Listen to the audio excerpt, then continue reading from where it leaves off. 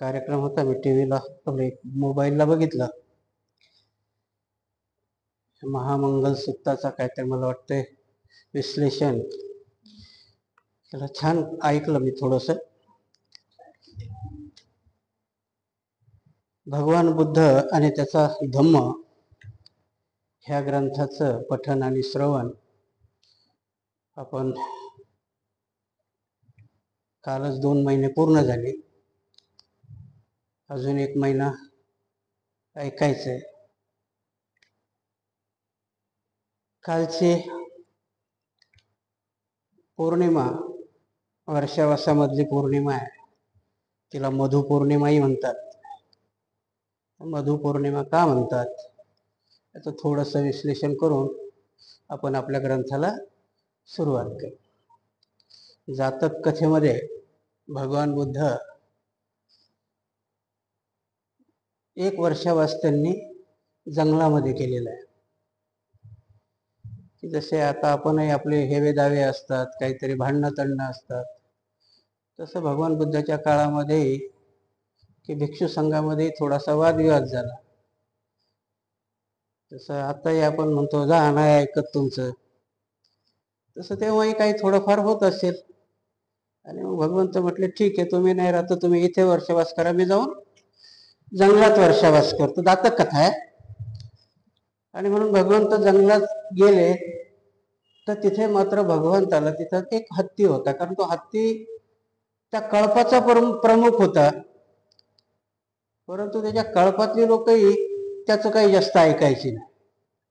तो आपला पाणी प्यायला गेला की सगळी त्या पाण्यात नाचायची, म्हणजे ते पाणी गडूळ व्हायचं. हा कुठेतरी काही खायला गेला की ते आपली नाचून टाकायची. तर तोही म्हणे मरू देत, मी काही तुमच्या बरोबर राहत नाही, मी आपला जंगलात जातो.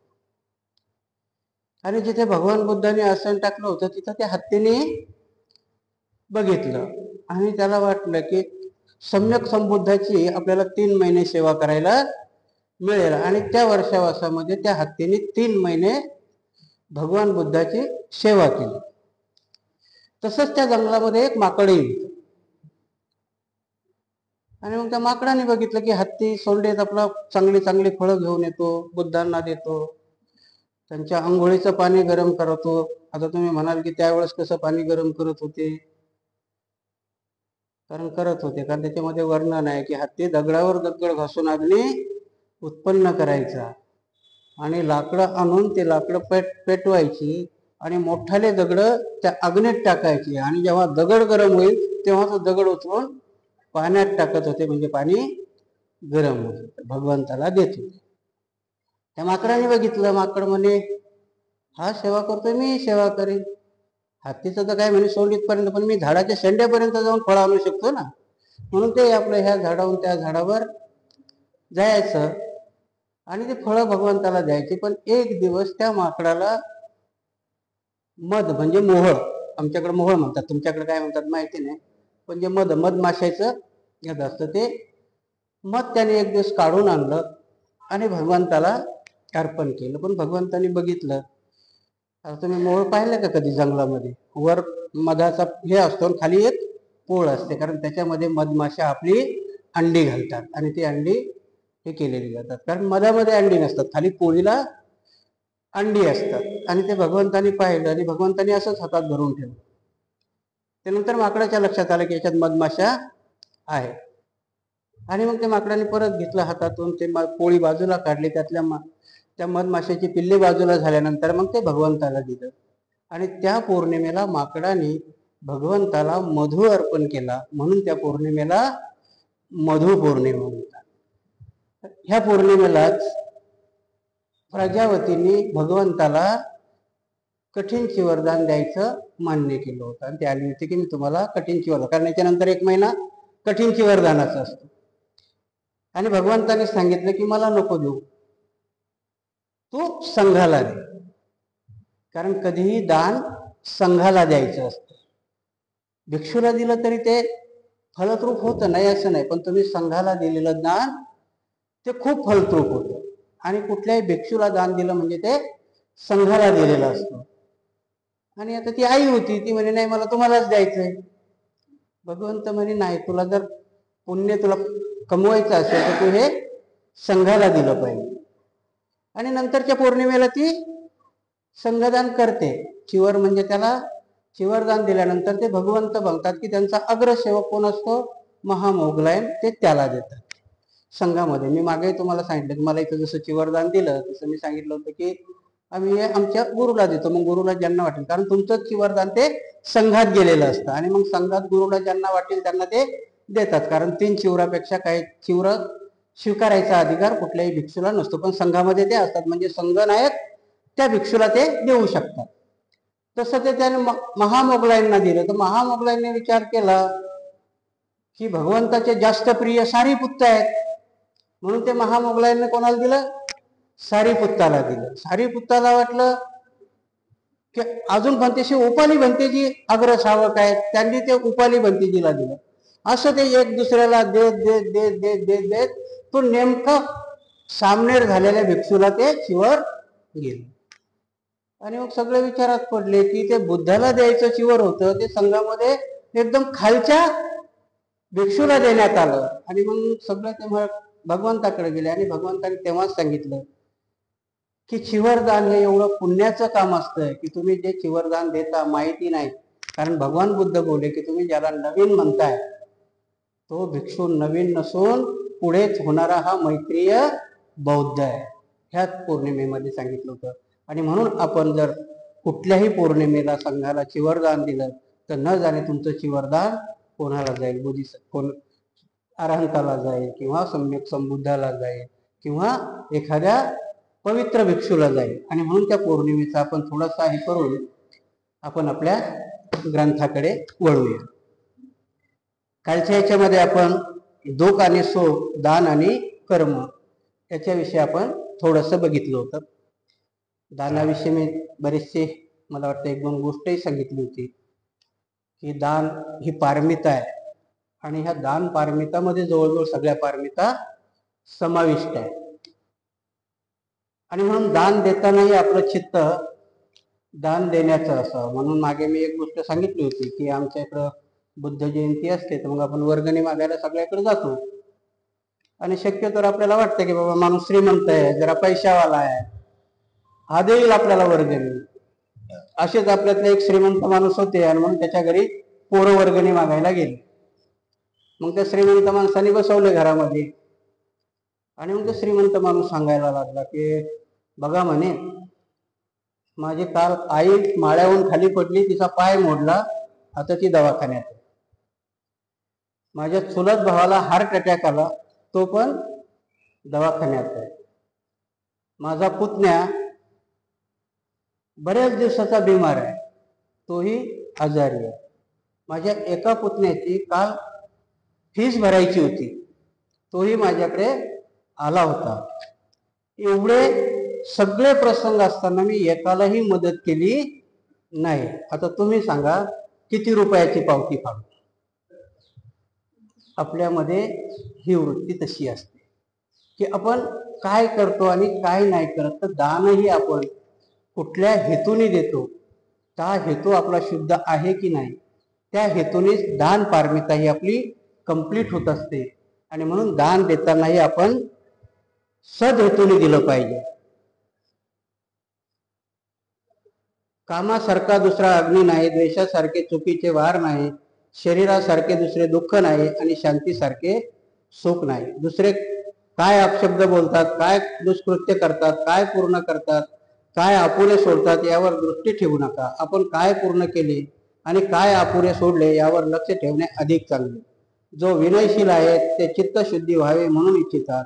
जे अनासक्त आहेत, एकांत प्रिय आहेत, ज्याचे आचरण शुद्ध आहे, जे विवेकशील आहेत, त्यांचे जीवन नेहमीच खडतर असते. उमद्या घोड्याला भरधाव धावण्यासाठी चाबकाचा फटकारा लागत नाही. जगामध्ये ज्या उमद्या घोड्यासारखा कोणी आहे काय की जो दोषास्पद नाही, ज्याला ठपका लावण्याची वेळ पडलेली. कोणाशीही कठोरतेने बोलू नका. दुसऱ्याचे जसे बोलाल तसे प्रत्युत्तर येईल. क्रोधायुक्त भाषण दुःखकारक आहे आणि आघात केला तर प्रत्याघात होईल. रथाच्या चाकाला जशी खीळ लागते, ह्या जीवनाला स्वातंत्र्य, नम्रता, सदिच्छा, निस्वार्थीपणा आहे. हा बौद्धाचा जीवन मार्ग आहे. काही बरंचसं मी वाचलं, तुमच्या लक्षात आलं असेल की बौद्धाचा जीवन मार्ग आहे. इथे एकच शब्द आहे की कठोरतेने बोलू नका. जसं तुम्ही बोलाल तसं तुम्हाला प्रत्युत्तर मिळेल. आजच मला एक चांगलं प्रत्युत्तर मिळालं. मी आज एका कार्यक्रमाला गेलो होतो. अहिरे नावाचे ग्रस्त आहे. 2012ला त्यांचं निधन झालं आणि त्यांचा पुण्यानुमोदनाचा कार्यक्रम होता. तर मला निमंत्रण दिलं, मला घेऊन गेले. मी घरी गेलो. प्रत्येक जण मला नेऊन बसवलं. एक जण येत होतं, आत जात होतं, बाहेर जात होतं. कुठे कशाचा मेळ नाही, काही नाही. आता मी भिक्षू रागीत पहिलाच. एक एक यायचं, एक एक जायचं. 12 वाजायला लागले. मग म्हणे भंतेजी भोजन करा. म्हटलं द्या बाबा, करा भोजन. तर मग करतो, आता काय करणार. 12च्या गेलं जेवायला. जेवल्यानंतर परत कोण येतंय कोण जातंय काही पत्ता नाही. नंतर मग मीच म्हटलं, एक काम करा, तुमची काय पूजा असेल ती उरकून घ्या आणि मला जाऊ द्या. मग कसे तरी आपले बायका घरात आहे, 10-12 जणी आहे, 4-5 पुरुषही आहे. घर मोठे आहेत म्हणून आपल्या घरात बसल्यात, हेही बसलेत. पोरगा येरझार करतोय फोनवरती, इकडनं तिकडनं इकडनं तिकडनं. अरे म्हटलं बाबा आटप ना लवकर, मला बी प्रवचन असतं 3 वाजेचं, जावं लागते मला. त्याचा असा चेहरा होता की भंतीजीला काय एवढं काम असते का म्हणे. मनातल्या मनात म्हटलं असं, बसा म्हटलं तर बसायचं. मला चुळबुळ व्हायला लागली ना. मग कसा तरी आला त्याने बसवलं. मग पहिली मूर्ती बाबासाहेबाची उजव्या हाताला, भगवान बुद्धाची डाव्या हाताला, तेही समजावून सांगितलं. नको म्हटलं बाबा, ती उजव्या हाताला ठेव, घ्यायला कर. फुलाचा पत्ता नाही, अगरबत्तीचा पत्ता नाही. आणि मग कसं तरी ते 5-6 जणी समोर येऊन बसल्या, 5-10 जणी आत आपल्या काय करत होत्या त्यांच्यावाला आरडाओरडा आपला सुरूच होता, गप्पा चालू. आणि मग आता मला काही राहवलं नाही, कारण मला बी त्रिशरण पंचशील घेतलं, काही वंदना घेतली आणि मग धम्म सांगायला मी सुरुवात केली. मग आता माझा धम्म सांगणार कसा असेल तुम्ही थोडासा विचार करा. इथलच्या याच्यावरून उदाहरण देतो तुम्हाला की कठोर बोललं की कठोर प्रत्युत्तर भेटतं. आणि म्हणून मी थोडस कठोरपणाने प्रवचन त्यांना द्यायला सुरुवात केली की जर तुम्हाला हे असं सगळंच करायचंय तर मग महारामध्ये होतं ना सगळं, की निवद घेऊन जायचं, सगळं करायचं, सगळ्या गोष्टी त्या चालतात, आरडाओरड चालतोय, सगळं चालतोय. भिक्षूला बोलवायची काही गरज नाही. आणि नंतर मग मी प्रवचन आपलं द्यायला सुरुवात केली. पण तो त्यांना आता एवढं लागायला लागलं की त्यांच्या ती चलबिचल व्हायला लागली, कारण मी थोडा कठोरच बोलायला लागलो. आणि मग ते राहिलं हो म्हणते आता बस झालं. बरं बस झालं तर बस झालं, आता काय करायचं. सांगण्याचा उद्देश असा आहे की आपण कठोर कशाला म्हणायचं आणि काय ऐकायचं आणि काय नाही ऐकायचं, अजूनही आपल्यामध्ये सुधारणा झालेली नाही. मी थोडस त्यांना सांगत होतो की सगळ्याच उदाहरण सांगत होतो की अजूनही आपल्या सुधारणा झाली नाही, कारण आपल्यामध्ये विधी भरपूर आहे, पण तो विधी कसा करायचा तोही आपल्याला अजून माहिती नाही. आणि मग आपण करताना फक्त खाली त्याच्यात गांभीर्य येत नाही. तुम्ही समोर बसलात माझ्या, मी वंदना म्हणतोय, मी सूत्रपठन करतोय आणि तुम्ही मात्र कुणीकडच्या कुणीकडे आज मी गोंधळ चालू आहे, गडबड चालू आहे, तेवढ्यात अजून एक सुटाबुटातला. आणि मग मी आता ते बंद करणार आहे म्हटलं. ते म्हणजे तुम्ही कुठं राहता. म्हटलं बाबा श्रावस्तीमध्ये राहतो. मग तुम्हाला काय वाटतं आम्ही असेच मोठे झालो का. मला काय वाटत नाही, तो असाच मोठा झाला का असा मोठा झाला त्याच्यावर मला काय घेणं देणं. फक्त मी धम्म सांगतो. आणि भिक्षूचं काम आहे, बुद्धाने सांगितलंय की कोणाला राग येऊ चाहे लोभ येऊ, धम्म चांगला सांगणार आहे ना. म्हणे तुमचे भंतीची लोक त्यांना फक्त दान पाहिजे, हे पाहिजे. आता मला बी असं झालं की म्हटलं मी बी काही आराम तर भंती थोडी आहे, पण मी थोडासा संयम पाळला. म्हटलं हा भंतीची लोक मागतात. तर ती दुसरी एक बाई होती ती घरची, जिच्या नवऱ्याचा पुण्यानुमोदन होते. म्हणे हा आमच्याकडे येतात म्हणे भंतेची, दरवाजा वाजवतात आणि दान द्या म्हणतात. आता मी म्हटलं असतं की नाव सांग, पण काय करायचंय. मी म्हटलं नाही, कारण तुम्ही लोक सुधारणार नाहीये. कारण ना तुम्हाला धर्म समजला ना तुम्हाला आचरण, फक्त खाली तुम्ही लोकांच्या म्हणजे ढोंग करता की त्यांच्यावाला आम्हाला कुठेतरी पुण्यानुमोदन करायचं, हे करायचं.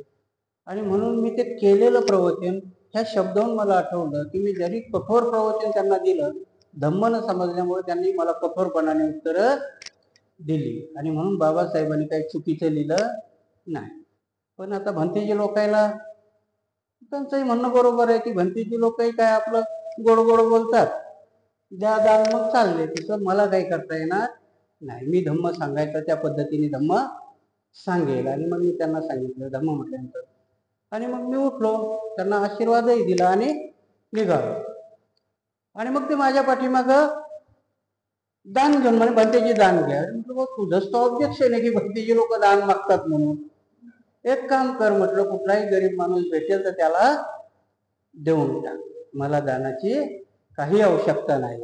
आणि मी आपला निघून. सांगण्याचा उद्देश असा आहे की आपल्या याच्यामध्ये अजून एवढी प्रगल्भता नाही आली की धम्माचे भिक्षुही त्यांना नोकर वाटतात, की हे भिक्षुनी हे यांचं काम आहे.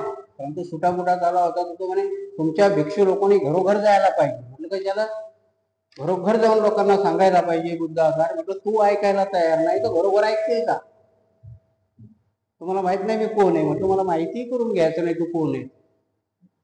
मोदी जरी आला तर मला काय घेणं आहे त्या मोदी येऊन त्याच्यावर. आणि तू कोण आहेस? मोदीपेक्षा काही मोठा नसतील, असला तरी मला काय त्याच्यावर घेणं देणं नाही. सांगण्याचा उद्देश असा आहे की आपल्यामध्ये अजूनही ती पात्रता आली नाही की आम्ही धम्म ऐकायच्याही मनस्थितीमध्ये अजून आलो नाही. आम्हाला ते वाईट वाटतं, आमच्यामध्ये तो पश्चाताप अजून येत नाही. आणि म्हणून भिक्षूचं बोलणंच काय तर त्याच्याहून आपल्याला कळतं की आम्हाला किती काम करायची आता गरज आहे, अजून किती पद्धतीने आम्हाला सांगत जावं लागणार आहे. आणि आज जर भिक्षूलाही एखाद्या कठोर वचनाने उत्तर भेटत असेल तर मग मात्र धम्म धोक्यात आहे. कारण धम्म अजून कळला नाही. धम्म आता आम्ही एवढं बोललो म्हणून आम्ही काही सोडणार नाहीयेत. आमचं प्रवचन चालूच राहणार आहे. आम्ही जिथे जाऊ तिथे धम्म सांगू, आवडो चाहे ना आवडो. त्यातल्या त्या 10 हात होत्या 10-15, बाहेर होत्या 5-7. त्यातल्या 2-3 जरी कळलं तर ते त्यांच्या घरी धम्म आचरणात आणतील. कारण मी काही त्यांना शिव्या दिल्या नव्हत्या, मी धम्मच सांगत होतो. पण तो धम्मही त्यांना पचत नाहीये.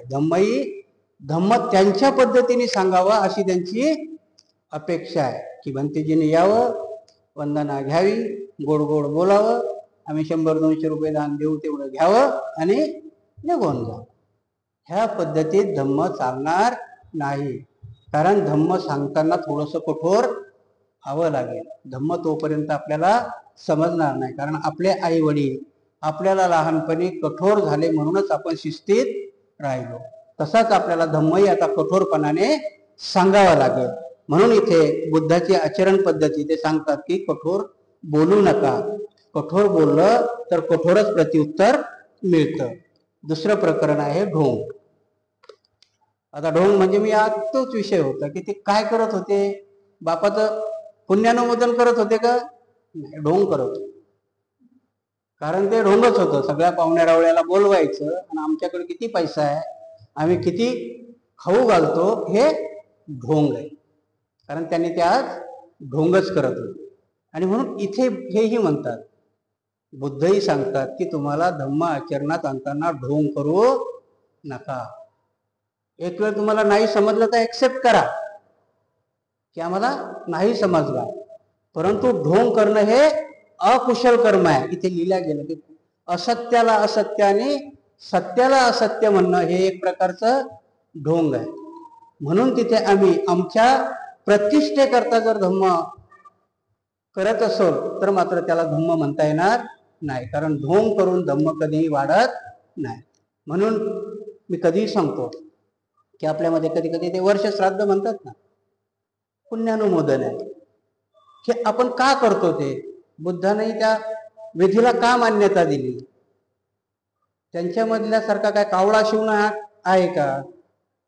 पुण्यानुमोदन हेच प्रवचन सांगत होतो मी. पुण्यानुमोदन म्हणजे आमच्या गेलेल्या माणसाच्या राहिलेल्या इच्छाच्या पुण्य इच्छाला आम्ही अनुमोदन करणं. जर त्यांच्या इच्छा काही बाकी असतील तर त्याला अनुमोदन करून त्या पूर्ण करण्याचा प्रयत्न करणं, याला आपण पुण्यानुमोदन म्हणतो. परंतु तिथे पुण्यानुमोदनाचा भाव आहे का? नाही. बाप जिवंत आहे तोपर्यंत मात्र त्याला जेवायला नाही घातलं आणि बाप मेल्यानंतर 13वी घालून सगळ्यांना आग्रह करून खाऊ घालतो. खा बाबा, एक गुलाबजामुन अजून घे, माझा बाप मेला आहे की नाही? म्हणजे तो आग्रह करून खाऊ घालतो तर त्याला दुःखाने घालतो की आनंद झालाय बाप मेलाय खा. एक वेळेस ते नाही घातलं तरी चालेल. एक वेळेस भिक्षूला तुम्ही जेवायला नाही बोलवलं तरीही चालेल. पण आपल्या वडिलाच्या किंवा आपल्या आईच्या जर काही अशा इच्छा बाकी असतील तर त्या मी कशा पूर्ण करीन, ते करणं म्हणजे त्याला पुण्यानुमोदन किंवा धम्म म्हणता येईल. बाकी आम्ही करतो ते सगळं ढोंग आहे. आणि म्हणून इथेही बुद्ध लिहितात की कुठल्याही ढोंग करणं हे काही बुद्धाच्या आचरणातला धर्म नाही. सत्याला सत्य आणि असत्याला असत्य म्हटलं पाहिजे. खोटे बोलू नये, खोटे बोलण्यास दुसऱ्याला प्रवृत्त करू नये, खोटे बोलण्याच्या कृत्याला संमती देऊ नये, सर्व प्रकारचे असत्य भाषण टाळावे. तथागत जसे बोलतात तसे वागतात, तथागत जसे वागतात तसे बोलतात. ते यथाभाषी तथाकारी आणि तथाकारी यथाभाषी असल्यामुळे त्यांना तथागत म्हणतात. हा बौद्धाचा जीवन मार्ग आहे.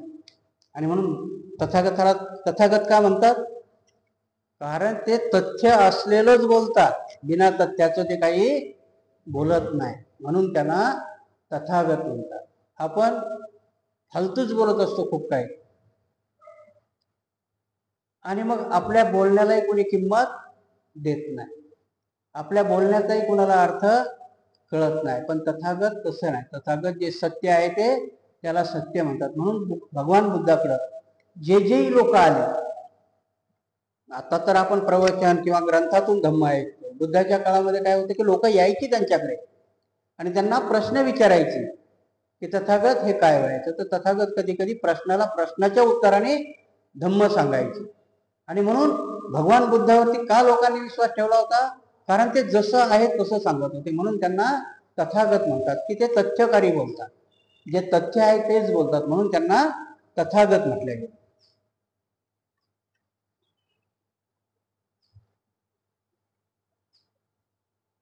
सम्यक मार्ग दुसरा चॅप्टर आहे, सम्यक मार्गानुसार. सम्यक मार्ग निवडा आणि त्यापासून विचलित होऊ नका. मार्ग विपुल आहे, परंतु सर्वच काही सम्यक मार्गाकडे नेत नसतात. सम्यक मार्ग हा केवळ थोडक्याच्या सुखासाठी नाही, तो बहुजन सुखासाठी आहे. तो प्रारंभी, मध्य आणि शेवटी कल्याणप्रद असला पाहिजे.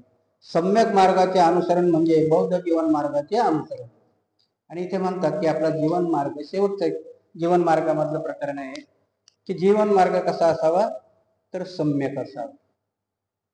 सम्यकचा अर्थ घेतला की तुम्ही आर्य अष्टांगिक मार्ग तुम्हाला सम्यक सांगितले. मग आता काय आहे सम्यक म्हणजे काय? की तुम्हाला जर साधी भूक जरी लागली, पोटाचं जेवण जरी करायचं तरी ते सम्यक असावं. तुमच्या माहितीकरता सांगतो की तुम्हाला वाटत असेल ह्या देशामध्ये जेवढे कुपोषणाने लोक मरतात ना, त्याच्यापेक्षा जास्त लोक जास्त खाऊन मरतात. आणि हा अहवाल आहे. कारण शरीरावरती माझं उदाहरण सांगतो तुम्हाला की कसं असतं. माझे दोन्ही गुडघे दुखायला लागले, डॉक्टरकडे गेलो. डॉक्टर आपलेच होते. काय म्हणते जे तुम्हीच सांगता विकाल भोजनावेर म्हणे, किती चरबी वाढली म्हणे अंगावर, कमी करा ना. अरे म्हणतो नाही जेवत आम्ही संध्याकाळची, वजन कमी करा म्हणे. मग काय करायला पाहिजे म्हणजे व्यायाम करा. आता ह्या वयात काय व्यायाम होणार? म्हणजे सकाळी फिरा 1-1.5 घंटा. म्हटलं फिरतो 1-1.5 घंटा. आणि नंतर म्हणे पाहिजे तर हड्डीच्या डॉक्टरकडे जा म्हणे, ऑर्थोपेडिककडे. बघा त्याने काय सांगितलंय मला, फिरा, वजन कमी करा. ऑर्थोपेडिककडे गेलो तो म्हणे हो म्हणते जी म्हणे तुमची हाडं ठिसूळ झाली. मी म्हटलं आता काय करू? म्हणे जास्त फिरू नका. एकाने सांगितलं फिरा आणि एकानं सांगितलं जास्त फिरू नका, मांडी घालून बसू नका. आता मला सांगा काय ऐकायचं कोणाचं? हा एक म्हणतो 1.5 घंटे फिरा, खूप वजन वाढलं.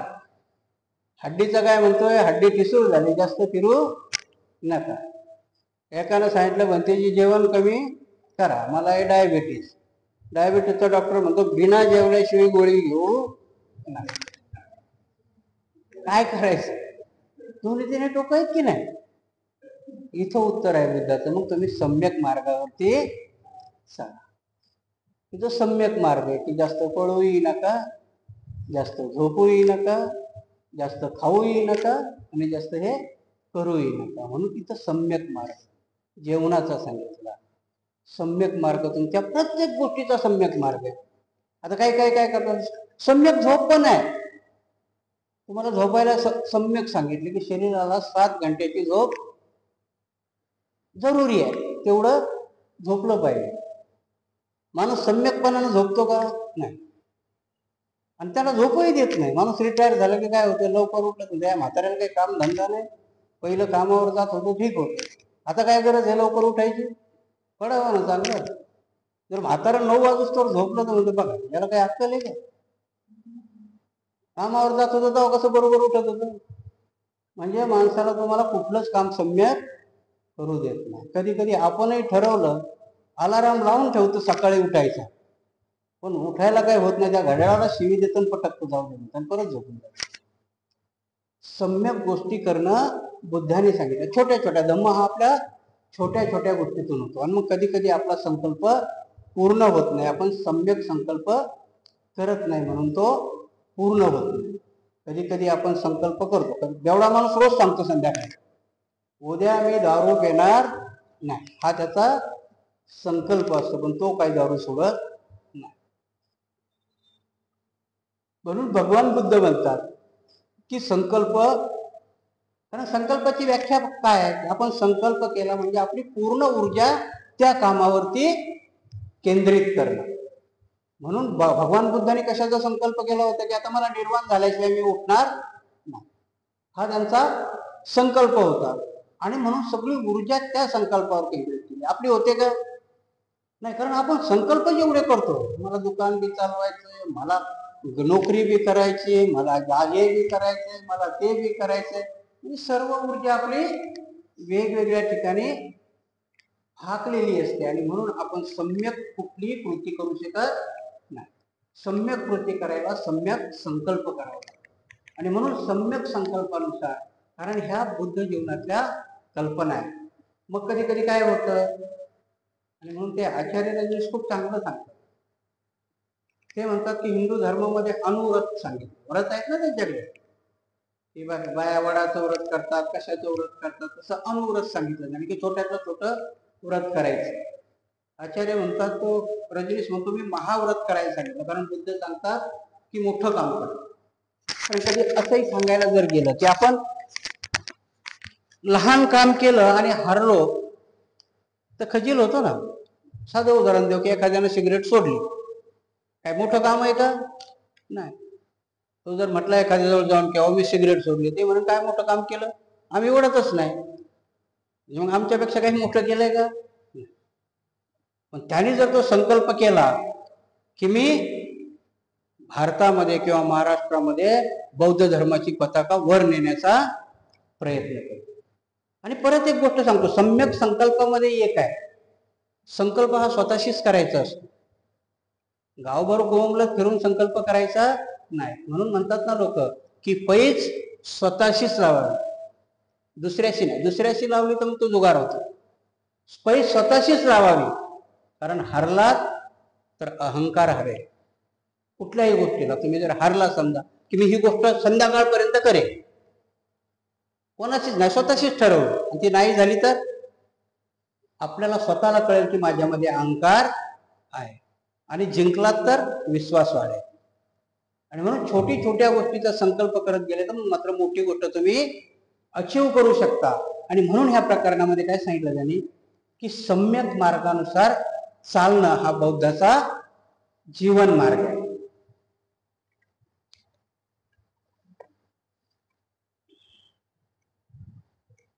अष्टांग मार्ग हा सर्वश्रेष्ठ मार्ग आहे. सर्वश्रेष्ठ सत्यामध्ये सत्यातुष्ट आहे. श्रेष्ठ वैशेषिक अनाशक्ती व सर्वश्रेष्ठ गुण आहे.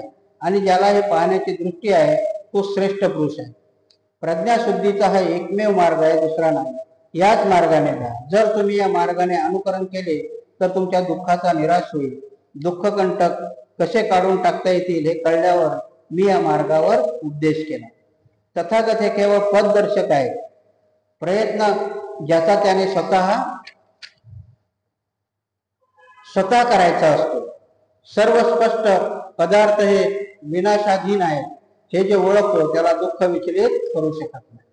आणि म्हणून भगवान बुद्ध इथं काय सांगतात की मी मार्गदाता. आता मला सांगा की समजा आपल्याला एकदा कळलं की ही गोष्ट नष्ट होणार आहे आणि ह्या दिवशी होणार आहे, आपल्याला काही जास्त दुःख होईल का? कारण त्या अगोदर माहिती आहे की सर्व गोष्ट. आणि बुद्ध मग तेच म्हणतात की ह्या जगामध्ये जे जे उत्पन्न झालं ते नष्ट होणार आहे. आम्हाला दुःख का होतं? कारण याची जाणीव आम्हाला नाही. आम्ही कवटाळून बसलो सगळ्यांना. विचार करा की माझा आई आहे, माझे वडील आहे, हे कधी ना कधी जाणार आहे. मलाही कधी ना कधी जायचं. आमच्या भंतेजीनं काल चांगलं प्रवचन दिलं. ते सांगितलं की म्हणे मला ठाण्याला जेव्हा मुंबईला गेलो ऑपरेशन थिएटरमध्ये घेऊन जायचं, त्या टाटामध्ये म्हणे फक्त खाली याच्यापर्यंतच येऊ देतात सोबत आणि मग त्यांचाच माणूस लोटत नेतो म्हणे. मग ते मला वाटलं अरे बुद्धाने सांगितलं जसा एकटा आलास तसं एकटंच जायचं. आपल्या सगळ्यांनाही एकटंच जायचं. कारण ही भावना ज्या दिवशी आपल्याला माहिती होते मग त्या दिवशी तुम्ही सद्धम्माने वागायला सुरुवात करता. मग त्या दिवसपासून आपण सत्कर्म करायला सुरुवात करतो. कारण आपल्याला माहिती आहे की आपल्या जवळ टाइम थोडा आहे. कारण आपल्याला ह्या सत्मार्गाने सांगायला बुद्धाने तुम्हाला विपश्यना सांगितल्यात करायचं, स्मृती सांगितल्या, आठवण सांगितली करायची. की आपण कुठली आठवण? तर ते सांगतात की आपण मरणानुसती केली पाहिजे. म्हणजे मरणाची आठवण केली पाहिजे. म्हणजे आपल्याला दुःख होणार नाही. कशी करायची मरणाची आठवण? म्हणे आपण सकाळी उठलो की उठल्या उठल्या डोळे उघडले की म्हणजे अरे वा मी जिवंत आहे. कित्येक लोक झोपेतच मरतात. मी काही मेलो नाही, मी जिवंत आहे. कशाची आठवण ही? मरणाची. मी झोपेत मेलो नाही म्हणजे मी जिवंत आहे. मग काय करायचं? जिवंत आहे तर मग आंघोळ पांघोळ करून घ्या. कधी कधी माणूस आंघोळीला गेला तर आताच बाथरूम मध्येच काम तमाम होतं ना. लोक म्हणतात चांगला उठला बाथरूमला गेला हातच घ्या. आपली आंघोळ पांघोळ झाले की म्हणायचं नाही मी ठीक आहे म्हटलं मग बसा नाश्ता करायला. कधी कधी घास अडकून पण लोक मरतात ना. मरणानुसती करता करता आपण जेवता जेवता सगळं पोटभर जेवण झालंय ते आठवण करायचं त्या मरणाचं की मी जेवता जेवता मेलो नाही, मी अजून जिवंत. मग काय जेवता जेवता नाही गेलो तर दिवसभरचं काम करत राहायचं. ऑफिसला जा, इकडे जा, तिकडे जा. परंतु सावध चित्ताने बघा की ना माझा ऍक्सिडेंट झाला ना माझं काही झालं म्हणून आज मी जिवंत आहे. आणि म्हणून मरणानुसती काय सांगते की रोज असे जगा की तुमचा दिवस आजचाच शेवटचा दिवस आहे. मग तो दिवस तुम्ही कसा जगेल? आता काही काही माणसांचं आजचा शेवटचा दिवस आहे म्हटल्यावर तर मग तो माणूस अर्ध घाललाय. कारण ते तुम्हाला कळलं पाहिजे की आम्हाला कधी ना कधी जायचंय. आणि म्हणून सम्यक मार्गाने जगता आलं पाहिजे. की सम्यक मार्गाने जगायचं की मी जिवंत आहे म्हणून मला माझं काम कसं केलं पाहिजे, मी चांगल्या कामाला केलं पाहिजे. कारण एका जणाला सांगितलं की तो 6 महिन्यांनी मरणार आहे.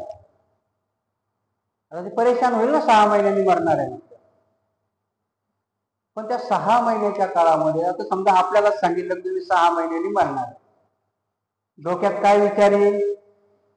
आता बेश्रम असतात ते म्हणून खाऊन पिऊन घ्या, 6 महिन्याने मरायचं. पण थोडा जरी सम्यक विचारी असेल तो म्हणे 6च महिने आता तरी मी धम्माच्या मार्गाने चालतो. मी कोणाशी वाईट बोलणार नाही, मी कोणाशी भांडण करणार नाही, मी कोणाची साडी चुगली करणार नाही, मी कुठल्या प्राणी मात्राची हिंसा करणार नाही. आणि मग ज्या भंतेजीने त्याला सांगितलं तू 6 महिन्यांनी मरणार आहे तर त्याला वाटलं आता 6 महिने झाले. आजच्या रात्री झोपेतून उठला चिंताच होता. तो परत भंतेजीकडे गेला. म्हणे भंतेजी तुम्ही सांगितलं बरं झालं, तुमच्या आशीर्वादाने वाचलो मी नाही तर मरणार होतो. भंतेजी म्हणे काय रे बाबा? म्हणे तुम्ही सांगितल्यावर मी धम्माचं आचरण करायला सुरुवात केली. सांगण्याचा उद्देश असा आहे की आपणही त्याच पद्धतीने समजायचं की माझं त्यांना तरी 6 महिन्यात सांगितलंय, आपण समजायचं मी 10-15 दिवसात जाणार आहे. ते माझे शेवटचे दिवस आहेत आणि माझे शेवटचे म्हणजे सम्यक पद्धतीने आपण जगू, कोणाशी भांडण करणार नाही, कोणाशी वैर करणार नाही, आपला जीवन मार्ग हा आपण किती सुखरूपपणाने पार पाडतो आणि त्यालाच बुद्धाचा जीवन मार्ग म्हणतात. सर्व रूपे अनित्य आहे. जो हे ओळखतो त्याला दुःख स्पर्श करत नाही. जेव्हा जागे व्हायला पाहिजे तेव्हा तो जागा होत नाही. जो तरुण आणि बळकट असूनही सुस्तपणाच्या आहारी गेलेला असतो, ज्याची इच्छा आणि विचार झोपी गेलेले असतात, त्या आळशी मनुष्याला कधीही ज्ञान होणार नाही. भाषणात सावध असणे, विचारात संयम राखणे, कायेने कोणाचेही पाप न करणे, हे काया वाचा मना आचरणाचे 3 मार्ग अवलंबल्यावर प्रज्ञावंताचे निर्देशिलेल्या मार्गाने माणसाला जाता येते. वास्तविक ज्ञानाने लाभ होतो आणि त्याच्या अभावाने नाश होतो. लाभाचे आणि नाशाचे दुहेरी मार्ग ओळखून ज्ञान वाढेल असा माणसाने उद्योग करावा. शरद ऋतूतील कमळाप्रमाणे माणसाने आत्मप्रीती खोडून काढावी. शांतीचा मार्ग जवळ करावा. सुगताने निर्वाणाचा मार्ग निर्दिष्ट केलेला आहे. आणि म्हणून जसं म्हणतात की माणसाची जी आत्मप्रौढी आहे की मी आहे, मी आहे, मी आहे, हे ज्या दिवशी आपण सोडू, हे माझं आहे, हे मी आहे, त्या दिवशी मात्र आपण बुद्ध धर्माच्या आचरणानुसार वागायला शिकू. कारण मी हा एवढा खतरनाक शब्द आहे की माझ्याशिवाय काही होऊ शकणार नाही. ही इच्छा किंवा ही वासना एवढी भयंकर आहे की ती आम्हाला या भवातून बाहेर येऊच देत नाही. आणि ज्या दिवशी माझ्यातला मी मरेल, मागे मी तुम्हाला सांगितलं होतं आपल्याला भीती कशाची वाटते? मरणाची वाटते ना. आणि ते कधी कोणी पाहिलंही नाही. सांगू शकेल का कोणी की मरताना काय होतं म्हणून? कोणालाच माहिती नाही काय होतं म्हणून. जास्तीत जास्त आम्ही धरून पाहिलं असेल, त्याने आचक्या दिल्या असतील, डोळे वाकडे तिकडे केले असतील, हातपाय वाकडे तिकडे केले असतील, त्या वेदना आपल्याला अनुभवता आल्यात का? पण त्याला इथे हातपाय वाकडे करताना वेदनाच होत्यात का गुदगुले होत्यात हे तरी माहिती आहे का आपल्याला? म्हणजे ज्या मरणाचे आम्हाला कसलेही अनुभव नाही, काही माहिती, पण मात्र त्याची भीती जबरदस्त आहे. आणि म्हणून भगवान बुद्ध काय सांगतात? निर्वाण म्हणजे काय आहे नेमकं? त्या मरणाच्या भीतीचं मरण करणं. मरणाची भीती वाटते म्हणूनच माणूस असा तसा बघतो ना.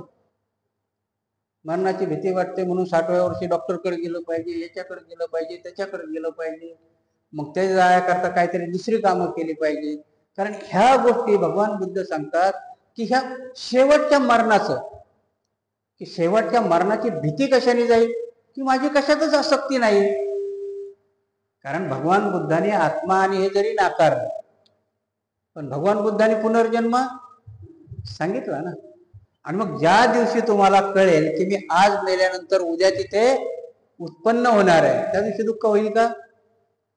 पण ते कळायला तुम्हाला निर्वाणापर्यंत जावं लागतं किंवा अनंत व्हावं लागतं किंवा बोधिसत्व व्हावं लागतं. कारण ज्या दिवशी मला कळलं की मी इथून जरी नष्ट झालो पण माझी सद्गती दुसऱ्या ठिकाणी होणार आहे, त्या दिवशी मला मरणाची भीती वाटेल का?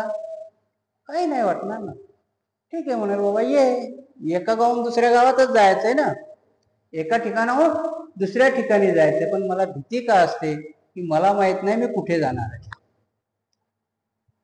कारण माझ्या हातून काय काय घडलं हे मलाही माहिती नाही. म्हणून माझी सद्गती होईल की दुर्गती होईल याचा मला कुठलाही भरोसा नाही. आणि म्हणून आम्हाला त्या मरणाची भीती वाटते. आणि म्हणून मरणाची भीती जर काढायची असेल तर आम्हाला बुद्धाच्या सम्यक मार्गानुसार, ज्या दिवशी आम्ही त्या सम्यक मार्गाने चालायला लागू, त्या दिवशी मात्र बुद्ध हमखास हमी देतात. असा कुठलाही धर्मसंस्थापक हमी देत नाही. ते सांगतात की आर्य अष्टांगिक मार्गाने जर गेला तर निर्वाण तर भेटो का ना भेटो, पण मात्र सद्गती तुम्हाला 100% भेटेल, हे बुद्ध गॅरंटी घेतात. बुद्ध त्याची हमी देतात की तुमचं आचरण जर आर्य अष्टांगिक मार्गानुसार असेल तर तुमची दुर्गती कधीही होऊ शकणार नाही. आणि म्हणून इथे ह्या प्रकरणामध्ये सांगितलंय की सम्यक मार्गाने चालला. सम्यक मार्गामध्ये जरी तुम्हाला आर्य अष्टांगिक मार्ग 8 सांगितले, ते 12 अंगाने पाळायचे. तुम्हाला प्रत्येक गोष्टी आम्हाला त्या 12 अंगाने पाळायच्या. आणि म्हणून आपण जेव्हा ते आपण आचरणात आणायला लागतो आणि शेवटी आपण सर्व मुक्त, रोगमुक्त, मोहमुक्त होतो, त्या दिवशी आम्हाला मरणाची भीती वाटत नाही. त्या दिवशी आम्ही त्या मरणाला वेलकम करतो, कारण आम्हाला माहिती आहे की आज आम्ही इथे जरी अस्त झालो तरी दुसऱ्या ठिकाणी उगवणार आहे. आणि मग दुसऱ्या दिवशी आमचं जे काही कुशल कर्म असेल तर ते कुशल कर्म आम्हाला सद्गतीलाच घेऊन जाईल. म्हणून आम्हाला बुद्धाच्या आचरणानुसार किंवा बुद्धाच्या जीवन मार्गानुसार गेल्यानंतर आम्हाला मरणाची सुद्धा भीती वाटत नाही. भाषणात सावध असणे, विचारात संयम राखणे, कायाने कोणतेही पाप न करणे, हे काया वाचा मना आचाराचे 3 मार्ग अवलंबल्यावर प्रज्ञावंतांनी निर्देशलेल्या मार्गाने माणसाला जाता येते. वास्तविक ज्ञानाने लाभ होतो आणि त्याच्या अभावाने नाश होतो. लाभाचे आणि नाशाचे हे दुहेरी मार्ग ओळखून ज्ञान वाढेल अशा माणसाने उद्योग करावा. शरद ऋतूतील कमळाप्रमाणे माणसांना आत्मप्रीती खोडून काढावी. शांतीचा मार्ग जवळ करावा. सुगताने निर्वाणाचा मार्ग निर्दिष्ट केला आहे. अधर्माने वागू नका, अविचाराने जगू नका, दुष्ट सिद्धांताचे अनुकरण करू नका, जागे व्हा, सुस्त पडू नका, सद्गुणाची कास धरा. सद्गुणी येहे लोकी सुखी असतात. जो पूर्वी अविचारी होता आणि नंतर सुविचारी झाला तो घनविमुक्त चंद्राप्रमाणे जग तेजस्वी होतो. आणि म्हणून इथे अविचार करू नका. इथे परत बुद्धाने खूप मोठं उदाहरण दिलेलं आहे की ते म्हणतात अविचारी असाल तरी तो सोडून सन्मार्गावरती चालायला लागा. तुम्ही दुर्गुणी असाल तर ते दुर्गुण सोडून सन्मार्गावर चालायला लागा. तिथेही तुमच्यावाली सद्गती होते. आणि याचं उदाहरण त्रिपिटकामध्ये अंगुलीमालाच आहे की अंगुलीमाल भंतेजी दुर्गतीच्या मार्गावर होते, परंतु बुद्धाने जेव्हा त्यांना सांगितलं, बुद्धाने जेव्हा त्यांना बोध दिला तेव्हा ते सन्मार्गावर आले आणि अरहंत झाले. आणि म्हणून कधी कधी काय म्हणतो की आता काय काय आपल्याकडे त्या म्हणे बी खूप खराब आहेत. म्हणे सौचो हे खाके बिल्ली हाचको चेल. म्हणजे तो माणूस सुधरायचा असेल तरी आपण त्याला काही सुधरू देत नाही. कारण काय म्हणतात ना की आता एवढ्या दिवस सगळं काय केलं ना, आता देवपूजेला लागला. मी करून करून भागला आणि देवपूजेला लागला. म्हणजे सुधारण्याचे मार्गही तुम्ही खोडून टाकता. बुद्ध सांगतो का ते? नाही. बुद्ध सांगतो की जेव्हा उठलात तेव्हा सवेर आहे. ज्या दिवशी तुम्हाला धम्म कळेल, ज्या दिवशी हे कळेल त्या दिवसापासून तुम्ही सुरुवात करा. तिथूनही सुरुवात केली तर मात्र त्याचं फळ मिळायला तुम्हाला सुरुवात होते. बुद्ध धम्माचं आचरण याला सम्यक मार्ग म्हटलं. आणि त्याला कुठलाही काळ किंवा वेळ नाहीये. जिथून तुम्हाला समजाय, जिथून तुम्हाला समजेल ते तिथून तुम्ही सुरुवात करू शकता.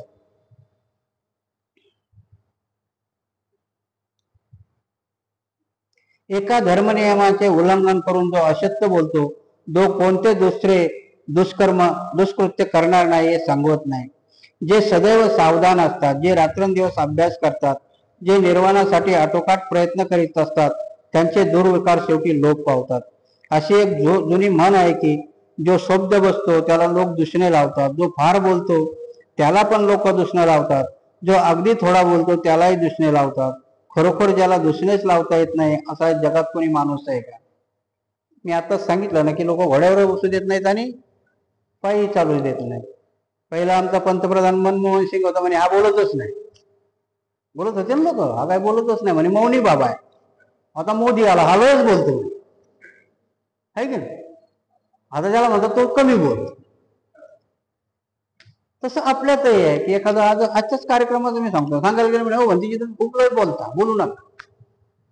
आणि एखादा भंतीजी बोलतच नाही तर म्हणजे भंतीजीला काही येतच नाही. करायचं काय? कधी कधी म्हणतात ते भंतीजी निश्चित वंदना घेतात, काय म्हणतात ते आम्हाला कळत नाही, निघून जातात. म्हणजे जमाना तुम्हाला चालूही देत नाही आणि बसूही देत नाही. आणि म्हणून बुद्ध तुम्हाला काय सांगतात? सम्यक मार्ग सांगतात की जो मध्य आहे, की मध्य असा असावा की तुम्हाला त्याच्यात कुणीही नाव ठेवलं नाही पाहिजे आणि तुम्हाला स्वतःलाही समाधान वाटलं पाहिजे. आणि म्हणून तुम्हाला मनमोहन सिंगही व्हायची गरज नाही किंवा मोदी व्हायची गरज नाही. आपलं मध्यम मार्गाने चालावं, मौनी नसावं. आणि काही मौनामध्ये फायदे आहेत, पण एकदमच्या मौनाला, मुख्य माणसाला काही किंमत आहे का? नाही. आपण म्हणू आता एकदम कायमचा मुक्का म्हणजे त्याचं मौन किती भारी, असं होऊ शकते का? मौनामध्ये ताकद आहे, पण जिथे मौन पाळायचं तिथेच पाळायचं. जिथं भांडणं लागलं तिथे एकाने शांत झाल्यावर काय होईल? दुसरा नाही भांडण कधी वाढतंय? हा बोलला आणि तो बी बोलला, दोघं बोलले की भांडण वाढलं. कधी कधी ते म्हणतात ना की मी सांगायचो की लहानपणी असलं की ते बापाची बहीण लाडकी असायची आणि तिला नाही मारलं की ती ओरडत जायची, मला मारलं दादाने, मला मारलं दादाने. मग ते बाप येते, काय रे अक्कल आहे का तुला, का मारतो बहिणीला? बाप बोलत असतो तोपर्यंत आई येते घरातून. आता पोराला काय वाटतं की आई माझी बाजू घेईल. आई बाजू घेते, पण कशी घेते? बापाला म्हणते जाऊ द्या, पडू द्या, तो काय बोलला नसेल, मारू नका त्याला. कारण बाप आतापर्यंत फक्त बोलत होता, आई मार घालून निघून जाते. म्हणजे बोलण्याचे उद्देश कसे असतात की आपण कुठे काय करतो आणि मग तो पोरगा विचार करतो ही आई मला वाचवायला आली का मला बदलायला आली होती. पर होतं का कधी बघा की माणसाची इच्छा नसली तरी दुसरा म्हणतो जाऊ दे. कारण एक जण सांगत होते, लोक खूपच भांडणं करत होते म्हणे, मग मी गेलो म्हणे सोडून आलो. काय केलं म्हणे? शेवटी मारामारी लावून दिली दोघांची. तेव्हा कुठे शांत झालं? आपल्या बौद्ध धर्मामध्ये आपण आजही की जो सम्यक मार्ग म्हटलं, सम्यक मार्गामध्ये आमच्याकडे एक बाई आली आणि ते सांगितले की नवरा काही ऐकत नाही, रोजच दारू पिऊन येतो आणि भांडणं करतो. आमच्या भंतेजीने सल्ला दिला, म्हणलं नवरा आला की दारात तांब्या पाणी बिणी घेऊन उभी राहा. म्हणजे त्याने काय होईल की काय, जसं तिकडून दारू पिऊन आला की म्हणायचं स्वामी या. ओ भंतेजी म्हणते लय पिऊन येते, तुम्ही करा तर म्हणे प्रयोग करा म्हणे. तुम्ही आल्याबरोबर त्याला बेवडा म्हणता, असं म्हणता, मग आणखीन बिघडतंय. एक दिवस त्याची सेवाच करा म्हणे. तिने ऐकलं भंतेजीचं. आता याचं कसं होतं, कामावून सुटलं की दारू पेत पेत पेत पेतच घरी यायचं ना. म्हणजे घरी येईपर्यंत नशा तर व्हायची. घरी आले त्याला माहितीच होतं बायको इकडून शिव्या देतच जात असणार ना. आलं मुर्द पिऊन, याला काही काम नाही धंदा नाही, मी काय करू, असं रोजचं स्वागत असेल. पण त्या दिवशी ते पिऊन आलं तर ही दारात आरती घेऊन आणि पाण्याचं तांब्या घेऊन म्हणे स्वामी या. स्वामी या म्हटल्यावर हे भाव चाललं म्हणे आपल्याच घरी आलो की दुसऱ्याच्या घरी आलो. अर्धी नशा तर उतरली गेलं म्हणे. नंतर दूर जाऊन बघते ना म्हणे आपलंच घर आहे, बायको बी आपलीच आहे म्हणे. घरी आल्यावर मग त्या दिवसची नशा त्याची उतरली. पण दुसऱ्या दिवशीपासून मी प्यायचं, पण थोडं शुद्धीत येऊ लागलं, समजू नाही येऊ द्यायचं. असं करत करत त्याची दारू म्हणे सुटली आणि मग ते विहारात यायला लागलं. आणि मग त्या बाईने सांगितलं म्हणे भंतीजी हा तुमचा प्रयोग सुधारला. सांगण्याचा उद्देश असा आहे की सम्यक मार्गातून गेला की जोपर्यंत क्रियाला प्रतिक्रिया ती देत होती तोपर्यंत मात्र भांडणं होत होत. पण ज्या दिवशी एकाने धम्म आचरणात आणायची गोष्ट केली त्यावेळेस मात्र दुसऱ्याने धम्म स्वीकारण्याची त्याची तयारी झाली. असंच आहे धम्माचं. तुम्ही सम्यक मार्गाने गेलात की धम्म आचरणात येतो. परंतु तुम्ही जर अधम्माने वागायचं ठरवलं मग मात्र अधम्म वाढत चालतो. आणि म्हणून म्हणतात ना की जिंदगी गई घर बनाने में. घर आणि मकान याच्यातला फरक सांगतो तुम्हाला की जिंदगी गई घर बनाने में, 2 मिनिट नाही लगा मकान बनाने.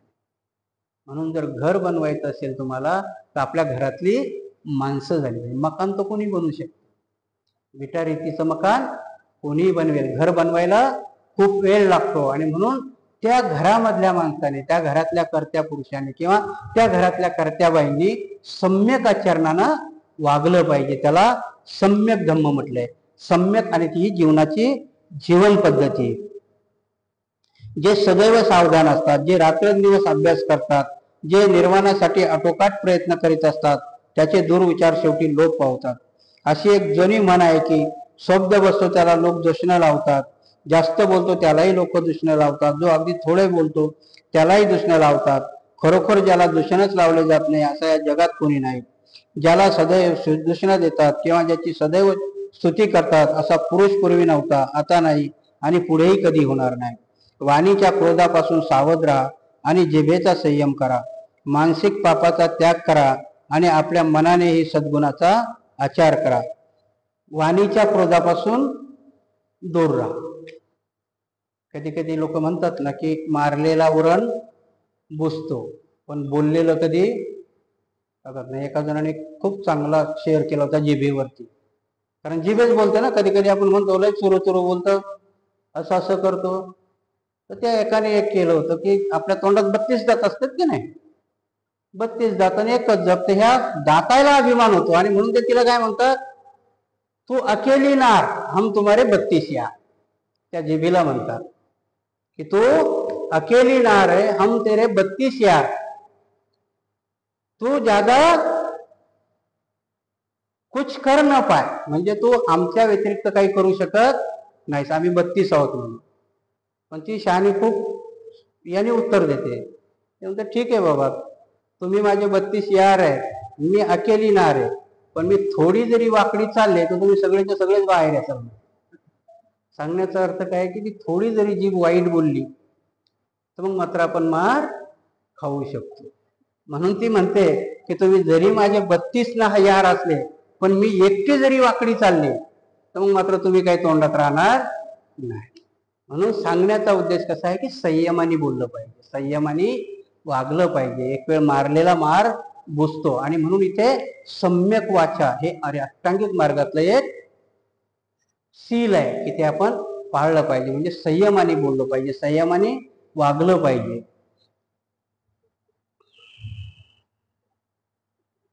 वाणीच्या क्रोधापासून सावध राहा आणि जिभेचा संयम करा. मानसिक पापाचा त्याग करा आणि आपल्या मनाने सद्गुणाचा आचार करा. अप्रमाद हा निर्वाणाचा मार्ग आहे, प्रमाद मृत्यूचा मार्ग आहे. हे अप्रमादी आहेत ते अमर आहेत, आणि जे प्रमादी आहेत ते मृत्यूवत आहेत. आणि म्हणून जे अप्रमादी म्हणजे दोषरहित जी लोक आहेत ती अमर होतात. अमर म्हणजे काही शरीरासहित अमर नाही, की जसे बाबासाहेब, आजही तुम्ही विचार करा की किती काही हो, पण जोपर्यंत चंद्र सूर्य आणि पृथ्वी अस्तित्वात राहील तोपर्यंत बाबासाहेब आणि गौतम बुद्धाचं नाव कधी लोक पावणार नाही. आपल्या बापदाद्याचं आजा पंजाचं ते कधीच गेलं, आपणही कधीच लोक पाहू, परंतु कर्तृत्व असं असेल. मग तो कोण म्हणतात की दोषरहित माणसं, की बाबासाहेबांमध्ये आणि गौतम बुद्धामध्ये तुम्हाला कुठलेही दोष काढता येणार नाही. ते दोषरहित माणसं आहेत की ते दोषरहित माणसं कधीही मरत नाही. परंतु जे दोषी असतात, की जे दोषयुक्त जीवन जगतात, ते मेलेलेच असतात. ते फक्त खाली चलतं फिरतं, आपलं शरीर आपल्याला दिसतं. खरंच आपण जिवंत आहोत का? नाही. जर पूर्णपणाने विचार केला तर आपल्या इच्छा फक्त जिवंत आहेत. कारण रोज आपण, आणि मी मागच्या 1-2 प्रवचनात सांगितलं की आपण कधी असतो, आता आपण इथे बसलेले आहेत, मला नाही वाटत सगळ्यातले तुमचे लोक तुम्ही इथे असतात. शरीराने आपण इथे, मन कुठेतरी भटकतंय. कुठे भटकतंय? कारण मनाच्या 2च क्रिया होतात, एक तर ते भूतकाळात जातं किंवा भविष्य काळात जातं. ते वर्तमान काळात थांबत नाही. बुद्ध याला मध्यम मार्ग म्हणतात, की पुढेही पळू नको आणि मागेही थांबू नको, आत्ताच्या वर्तमानात राहा. आणि म्हणून विपश्यने म्हणतात की जसं आहे तसं बघा आणि ते स्वीकारा. कारण आपण स्वीकारायला तयार नाही. आपण एक तर मागच्या भविष्यात विचारतो. कधी कधी काय असतं, आमच्या गावामध्ये एक माणूस आहे की त्याच्याकडे 500 एकर शेती होती. तुम्हाला यकीन नाही, खरी स्टोरी सांगतो तुम्हाला. वायाळा नाव होतं त्यांचं गावामध्ये. 500 एकर शेती. पहिली बायको केली, तिला 5 पोरी झाल्या. त्याला पोरग पाहिजे म्हणून दुसरी केली, दुसरीला 4 झाल्या. खांबावान बाबानं तिसरी केली, तिलाही 3 झाल्या. 11 मुली. 11 मुली झाल्या. मग काय करायचं? 11 मुलीच्या लग्नाला त्यांनी वावर विकत विकत विकत विकत शेती विकत शेवटला तो भूमिहीन झाला. आमच्या समोरची गोष्ट आहे. आणि काय लालसा होती त्याची? मुलगा.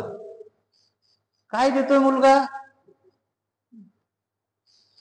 आतापर्यंत मला नाही वाटत कुठल्या मुलाने त्यांच्या ह्याच्यात त्यांनी एक कथा रचली की श्रावण बाळ होता म्हणे कोणीतरी.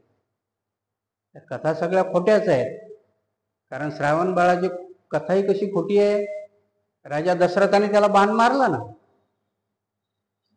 काय म्हणून मारला? हत्ती आला म्हणे पाणी प्यायला. आणि दशरथाची ख्याती काय सांगतात की तो एवढा नेमबाज होता की डोळ्यावर पट्टी बांधून फक्त आवाजावरती नेम करत होता. मग बाबासाहेबांनी रिलन्स इन हिंदुझम मध्ये लिहिलं की दशरथाचं हे वाक्य खोटं आहे. जर तो खरोखर डोळ्यावर पट्टी बांधून त्याने श्रावणाला मारला असेल तर मग त्याला तो नियम येत नव्हता. कारण डोळ्यावर पट्टी, कारण तो श्रावण बाळ त्या पाणी घ्यायला वाकला असेल तेव्हा तो खाली बसला असेल ना. माणूस खाली बसल्यावर किती फूट होतो?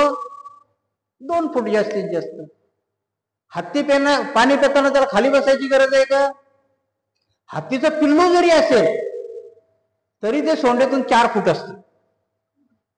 म्हणून त्या दशरथाने अंधारात त्याने माणूस म्हणूनच तर एक बाण मारला असलं, नाही तर त्याला ती विद्या येत नव्हती. म्हणजे दोन्हीतून एक काहीतरी खोटं होतं ना. बाबासाहेब ते लिहितात.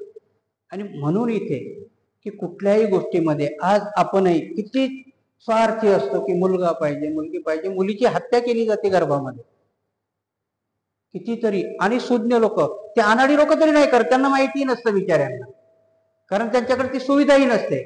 पण शिकले सवरलेली लोक की तेही गर्भलिंग निदान करून त्या मुलीची हत्या करतात. आज तुम्ही विचार नाही, तुम्ही जर राजस्थानमध्ये गेलात ना तर मुलाचं आणि मुलीचं प्रमाण जर बिघडलं तर देशाची व्यवस्था बिघडते. महाराष्ट्रामध्ये आता बिघडलेलं आहे, वाईट प्रकारे यायला लागला. मुलाला पोरी भेटणार आता 40-40 वर्षाची व्हायला लागली पण काही लग्न व्हायना. का? म्हणणं झालंय आपल्याला की नोकरीवाला पाहिजे, नोकरीवाला नाही पाहिजे. आता स्त्रियाची संख्या कमी झाली पुरुषाच्या याच्यापेक्षा, तरी महाराष्ट्रात तरी बरी आहे. पण राजस्थानमध्ये गेला तर जवळजवळ त्यांचा 1000 आणि 600 तक हे आहे. म्हणजे 400 पोरांना मुली मिळत नाहीत. ते शेजारच्या राज्यामधून ही रिअल स्टोरी आहे की ते विकत आणतात मुली. आणि तिथं तर दुर्दैव बघा की ज्या जिवंत मुली आहेत त्या पहिलवान आहेत. हरियाणा मधल्या मुलीने ते विनाश फोगट झाले, बबिता ह्या झाल्या, ह्या पहिलवान मुली आहेत तिथल्या. म्हणजे किती पहिलवान मुलींची हत्या केली असेल यांनी, किती कलेक्टर मुलीची हत्या केली असेल त्यांनी. आणि ज्या मुली आहेत त्या किती कर्तृत्ववान आहेत. आणि म्हणून आपल्या या धम्मामध्ये गौतम बुद्ध, पुढे प्रकरण येईल ते तुम्हाला, की मुली आणि मुलामध्ये फरक नाही केला पाहिजे आपण आपल्या याच्यामध्ये. म्हणून मी नेहमी उदाहरण सांगत असतो की पंडित जवाहरलाल नेहरूला एकच पोरगी आहे ना, त्याच्याकडे काय इस्टेट कमी होती का? बायका नव्हता करू शकत का तो? त्याचं नाव अजून चालू आहे ना. पंडित जवाहरलाल नेहरू बरोबरच्या आपल्या आज्याचं नाव आपल्याला माहितीये का? नाही होणार ना, कारण आपल्या आज्याला सगळी पोरच झाली, पण तरी आपल्या आज्याचं नाव आपल्याला माहित नाही. त्याला एकच पोरगी होती पण तरी सांगतात पंडित जवाहरलाल नेहरूचा अजून चालू आहे. म्हणून मुलगीही तुमच्या खानदानीचा वंश होऊ शकते. आता लावायला लागल्यात पोरी, बापाचंही नाव लावतात. काय ते मग कधी कधी असतं ना, खरात मोरे, मस्के मामू, तस्के तमुक. पोरी म्हणतात ठीक आहे बापाचं लावू आणि नवऱ्याचंही लावू, दोघांचंही लावू. आणि म्हणून ह्या खोट्या कल्पना आहे की आमचा वंश चालला पाहिजे. वंश चालवाय करतात. भगवान बुद्धाचं उदाहरण देतो ना मी. सिद्धोधनाला 2 मुलं, गौतम बुद्ध सिद्धार्थ नाव त्यांचं, आणि दुसरे नंद. नंदही भंतेजी झाले, गौतम बुद्धही भंतेजी झाले. गौतम बुद्धाला राहुल होता, तोही भंतेजी झाला. वंशच बुडाला ना. आहे का त्यांच्या वंशाला दिवा? आणि आम्हाला दिवा पाहिजे कशाला? काय आहे आपल्याकडे? काहीच नाही. एक घर असेल जास्तीत जास्त, त्याच्यात बी 4 पैदा करायचे ते मारामाऱ्या करतात. आणि म्हणून सांगतो की बुद्धांनी त्यावेळेस सांगितले की मुला आणि मुलीमध्ये भेद करू नका, आपल्यामध्ये भेद करू नका. कारण मुलगी आणि मुलगा दोघही सारखे आहेत. तुम्ही त्यांच्याकडे एक काय आणि करून तर बघा. एखाद्या वेळेस मुलापेक्षाही मुलगी तुम्हाला चांगल्या पद्धतीने सांभाळेल. मुलगी एखाद्या वेळेस तुमचा चांगला वंश वाढवेल, कारण ती 2 घरं सुधारते.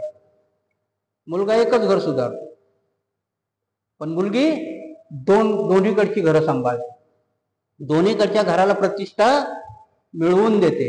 आणि म्हणून सम्यक बुद्धाच्या धर्मामध्ये मुलगा आणि मुलगी यांना कुठेही कमी लेखत नाही, दोघही सारख्या पद्धतीने पाहिले जातात. आणि म्हणून बुद्धाचा हा मार्ग समानतेचा मार्ग आहे आणि शिलाचा मार्ग आहे. जे खोट्याला खरे आणि खऱ्याला खोटे समजतात ते आपल्या दुर्बुद्धीमुळे कधीही सत्यापर्यंत पोहोचू शकत नाही. जे खऱ्याला खोटे आणि खोट्याला खरे समजतात ते आपल्या दुर्बुद्धीमुळे कधीही सत्यापर्यंत पोहोचू शकत नाही. पण जे असत्याला असत्य आणि सत्याला सत्य म्हणून ओळखतात त्यांच्या ठिकाणी सम्यक दृष्टी आहे, त्यांना सत्य लाभते. घर नीट साकारलेले नसले तर त्याप्रमाणे त्यात पावसाचे पाणी गळू लागते. त्याचप्रमाणे असंस्कृत मनात तृष्णा प्रवेश करते. घर नीट साकारलेले असले की त्यात ज्याप्रमाणे पावसाचे पाणी शिरू शकत नाही त्याप्रमाणे सुसंस्कृत मनात तृष्णा प्रवेश करू शकत नाही. उठा, प्रमादी होऊ नका. धर्माच्या शिकवणीप्रमाणे वागत राहा. जो त्याप्रमाणे वागतो तो इहलोकी आणि इतर लोकी सुद्धा सुखी होतो. सन्मार्गाचा अवलंब करा, कुकर्माचा अवलंब करू नका. सन्मार्गाने जगणारे लोक इहलोकी आणि इतर लोकी सुखी होतात. आणि म्हणून इथे बुद्ध सांगतो की तुम्ही सन्मार्गाने जगाला, सम्यक मार्गाने जगलात तर माणूस ह्या जन्मातही सुखी राहतो आणि इहलोकातही म्हणजे दुसऱ्या लोकातही तुम्हाला सुख मिळतं. आपण जरी म्हटलो की आम्हाला परलोक माहिती नाही, पण तुम्ही ह्या जन्मातही आणि ह्या जगातही जर सम्यक मार्गाने वागलात तर तुम्ही सुखी होऊ शकता. म्हणून आज आपण हे प्रकरण इथेच थांबू.